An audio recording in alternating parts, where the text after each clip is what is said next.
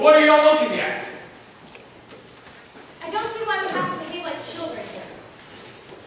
Nor do I. We have a great responsibility here. And we are, what's the word? Notified. That we are notified by mail to come down to this place and decide on the guilt or the innocence of a man. Of a man we have not known before. We have nothing to gain or lose by a verdict. We should not make this a personal. Thank you very much. Why do you think? We forget. It's good to be reminded. I'm glad that we're going to be civilized about this. Well, we're still nowhere. No, we're somewhere. Or getting there. Maybe. Maybe. Who's got an idea? Well, I think we should do another vote. Madam Foreman? That's all right with me. Anybody doesn't want to vote? Let's vote. Yes, vote. It's all right. Let's do it. I want an open ballot. Let's call out our votes. I want to know who stands where. Sounds fair enough. Anyone object? All right, I'll call up your jury numbers. I say yes, he's guilty. 2, Not guilty. 3, Guilty. 4, Guilty. 5, Not guilty. 6, Not guilty. 7, Guilty. 8, Not guilty. 9, Not guilty. 10, Guilty. 11, Not guilty. 12. Guilty. That's 6 to 6. I'm ready to walk into court right now and declare a hung jury. There's no point in this going on anymore. The vote is 6 to 6. I'd like to know why you changed your mind, and why you changed your mind, and why you did. There are 6 of us in here who believe that we may be turning a murderer loose into the streets. Emotion won't do. Why? Well, it seems that the old man could not have heard the boy. And it seems we couldn't have seen him run down the stairs. But even if he did hear the boy, I mean, we have the authority of this man that he might not have meant was actually going to kill. Why don't we just take him to the judge and let the kid take his chances with 12 other people? The vote is 6 to 6. I don't think we'll ever agree on anything. It's got to be unanimous. We're never going to convince him. At first I was alone. Now 5 others agree. There is a doubt. You're not going to convince me that there's a doubt. Because I know there isn't any.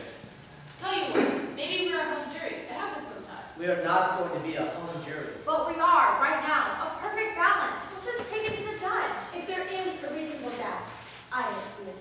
The doubt is there, in my mind. Maybe we should vote. What do you mean, vote? Again? Wait, I still want to know. Vote on what? Are we or aren't we a hung jury? You mean we vote yes we are a hung jury, or no we are not? That's just what I was thinking of. We cannot even agree on whether or not the window should be open. We'll make it a majority vote. Majority vote. Right.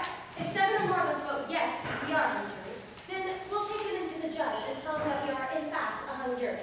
Right. And if 7 or more of us vote no, then we aren't a hung jury and we continue discussing. Just something about that doesn't seem quite right to me. It's the only solution. I think to end this. I agree. It's the only way. All right, are we agreed then? 7 or more votes yes and take it into the judge. Let's call our votes out. All right. I say yes, we are a hung jury. 2, No. 3, Yes. 4, Yes. 5, No. 6, No. 7, Yes. 8, No. 9, No. 10, Yes. 11, No. 12. Yes. It's 6 to 6. Can't even get a majority to decide whether or not we're a hung jury. I went along with the majority vote on this question. I didn't agree with voting that way, and I still vote. So I'm changing my vote. I vote no. We are not a hung jury. I still believe that the boy is guilty beyond a reasonable doubt. And there are some things I want to find out from those of us who changed our minds. Then we aren't a hung jury. So we go. Good. We go on. Now, why did you change your vote?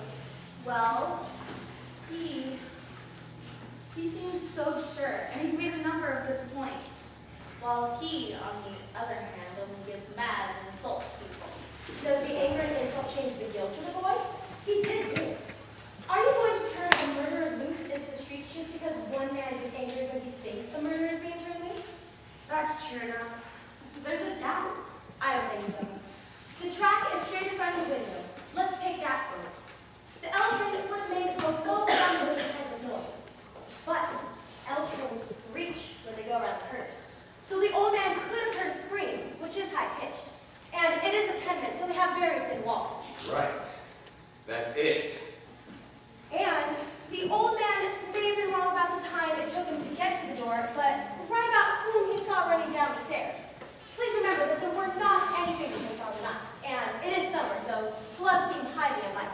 Listen to this woman. She's got the goods. And it may have taken the murderer a few seconds to get a handkerchief out and wipe all the fingerprints away. This is a point. Why don't we just time this one to see? What exactly are we timing? Yes, let's be exact. Please. I'm saying that the old man may have been wrong about how long it took him to get to the door, but right about who he saw running downstairs. Now, it may have taken the murderer, 39 seconds to get downstairs to the place where the old man saw the boy, that is. We reconstructed the old man getting out of bed any time now. Now let's reconstruct the actual crime. As well as we can reconstruct. I think a murder can be solved in 30 or 40 seconds pretty easily at that point. Let's reconstruct the killing. Yes, let's. Here, why don't you do the stab? No. I'll. All right. Why don't you be the one who gets stabbed? You're younger than I am, and don't forget, you take 1 second to fall. Now, the father was found on his side, his right side, so fall and roll over onto your right side. If someone hates another person enough to kill them, don't you suppose it's reasonable that the murderer may have looked at his victim for a second or two? Divorce itself from this particular case, just human nature. Yes, it seems reasonable. But a stabbing isn't like a shooting. Even if it's right in the heart, the victim would have worked around for a few seconds, right? Right. That is quite possible. There would have been enough oxygen in the system to carry him for 2 or 3 seconds, I should think. Then wouldn't the father have dried out? Maybe the kid held his mouth.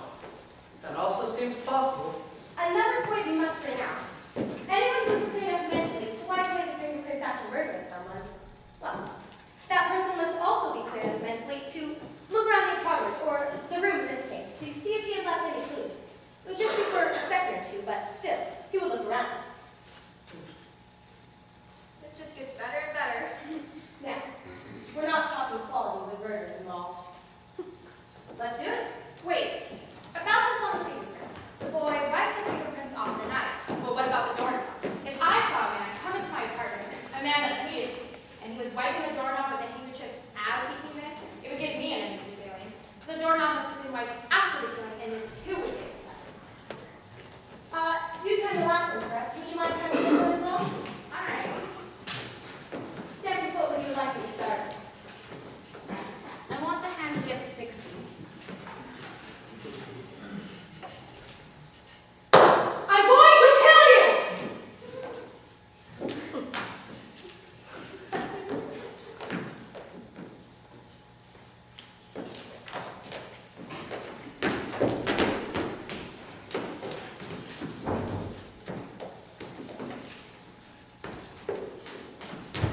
He would have wiped both knobs.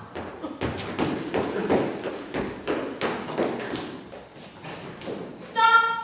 20, 25, about 29 and a half seconds, I'd say. And whoever did murder the old man, and I suppose was the boy, he still had to run down the hall and down the stairs, at least 1 flight of stairs. You see?